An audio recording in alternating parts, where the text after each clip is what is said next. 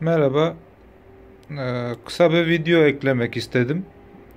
Manyetik yağ tapaları var. Ama onlarınki ferrit oluyor. Siyah bir malzeme. Ferrit mıknatısların kuvveti fazla değil. En kuvvetlileri niyodmiyum dediğimiz mıknatıslar. Ama bunların da ısıya direnci az. Isıya direnci yüksek olanları var tabii ama ben şu an bulamadım.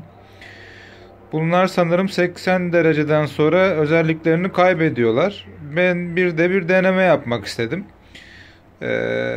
Sıradan bir yağ tıpasının ucuna delik açtım. Mıknatısın çapı 80 milimetre.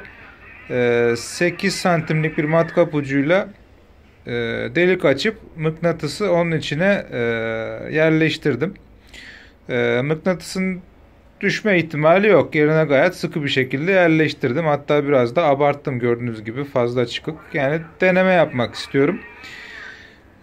Sonuçlarını size bildiririm. Eğer mıknatıs özelliğini kaybederse veya üzerinde metal parçaları toplarsa bunun bildirimini tekrar burada yapacağım.